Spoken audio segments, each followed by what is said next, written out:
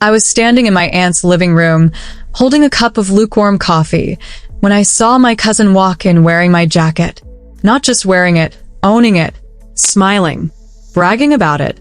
And in that moment, I realized she wasn't planning on giving it back. So I smiled too, because I knew exactly how to take it back. If you've ever had someone borrow something you loved and then act like you're crazy for wanting it back, yeah, this one's going to hit close to home. Go ahead and hit like, subscribe if you're new here, and settle in, because this story is about entitlement, gaslighting, and a tiny stitch label that delivered the most satisfying karma I've ever witnessed. Let me paint you a picture of this jacket first. It wasn't designer. No flash logo. No brand anyone would recognize. But it was one of those pieces that somehow made every outfit look intentional. The cut hugged the shoulders just right. The sleeves were tailored to the exact length of my arms. The buttons were these heavy, matte ones I'd swapped in after the originals fell off. This jacket had history. I'd found it years ago in a dusty little thrift shop tucked between a nail salon and a closed-down bakery. I remember trying it on in a cramped mirror, the fluorescent light buzzing above me, and thinking, oh, this one's coming home with me. I wore it on job interviews, on dates that made my stomach flip, on days when I needed to feel a little more like myself. And because I'm forgetful, and because I've had clothes disappear at family gatherings before, I had this small habit. On my nicer stuff, I sew in a tiny cloth label on the inside seam near the collar. Nothing fancy. Just my first name and the year, stitched a little crooked because I'm not great at sewing. It's not about ownership. It's about not wanting to have that awkward, hey, did you maybe accidentally take my thing? Conversation that somehow always turns into you being the bad guy. So when my cousin, let's call her Maya, asked to borrow it for a work event, I hesitated. Maya has this way about her. She's charming when she wants something. Big eyes, soft voice, a little laugh at the end of her sentences, like everything she says is harmless. It's just for one night, she said. No food, no smoke, I promise. I'll hang it up. I'll bring it back tomorrow. I remember standing in my room, the jacket draped over my arm, feeling that tiny warning bell in my chest. The one that whispers, this is going to be a problem. But she's family, right? And it's just a jacket. So I handed it over. The next day came and went. No jacket. I texted her, casual at first. Hey, hope the event went well. When's a good time to grab the jacket? OMG, I totally forgot, she replied. I'll bring it next week. Next week turned into, I'm out of town. Then, work's been crazy. Then nothing. When I followed up again, her replies got shorter, colder. Like I was inconveniencing her by asking for my own property back. And that's when I saw it. A photo on her social media. Maya, standing in front of a mirror, hip popped, phone tilted just right. Wearing my jacket. The caption, new staple, obsessed sparkles. My stomach dropped in that slow, sinking way, like you just missed a step on the stairs. People in the comments were asking where she got it, complimenting it, telling her it looked expensive. And she replied, vintage find relieved face sparkles. Something in me went cold. I texted her, kept it polite, kept it simple. Hey, that's actually my jacket. Can you bring it back? Her response? LOL, it's literally just a jacket. Then came the gaslighting. Are you sure? Maybe we just have similar ones. I don't even remember borrowing it. You're making drama over nothing. I stared at my phone, heat creeping up my neck. That awful feeling when you start questioning yourself even though you know the truth.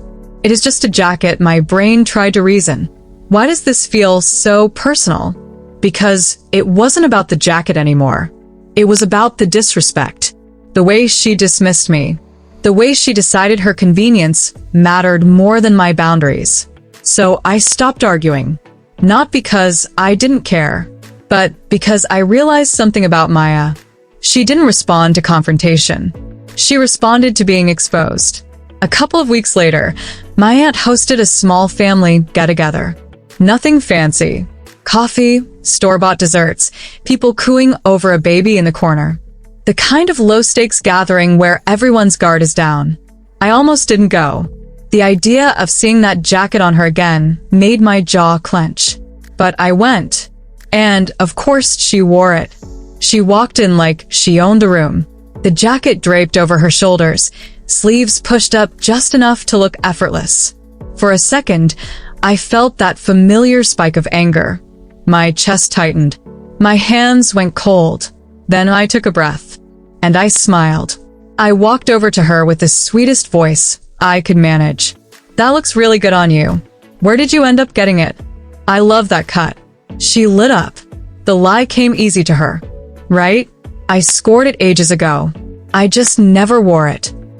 Perfect. I tilted my head, pretending to think. No way. Can I see the inside? I did a little repair on mine, and I'm curious if it's the same. Her body language changed instantly.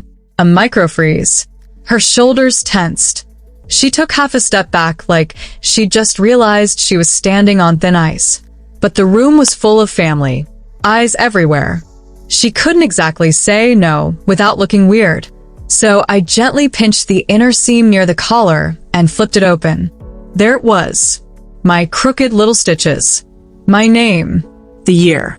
For a heartbeat, the room went silent in that very specific, heavyweight family rooms go silent when something awkward just landed. You could hear the hum of the refrigerator in the kitchen, the clink of a spoon against a mug. I didn't raise my voice. Didn't make a scene. I just turned to my aunt and said, calmly, "Oh good, it is mine." I was so relieved when I saw it, I thought I'd lost it. Maya's face went through 3 emotions in about 2 seconds. Shock. Embarrassment. Then that forced laugh people do when they're trying to play it off. "You're embarrassing me," she said a little too loud. I met her eyes. Steady. "You embarrassed yourself when you decided keeping it was easier than returning it." Then I did the most mundane, devastating thing possible. I lifted the jacket off the back of her chair, put it on, and walked back into the kitchen like this was the most normal thing in the world. No yelling. No theatrics. Just reclaiming what was mine. She followed me, trying to start a whisper fight, hissing about how petty I was. But my aunt cut in. "Why would you lie about something so small?" That was the final blow. When your own mom calls you out, there's nowhere to hide. Maya left early. Door slammed. Later that night, I got a text. "You're petty and vindictive. You care more about stuff than family."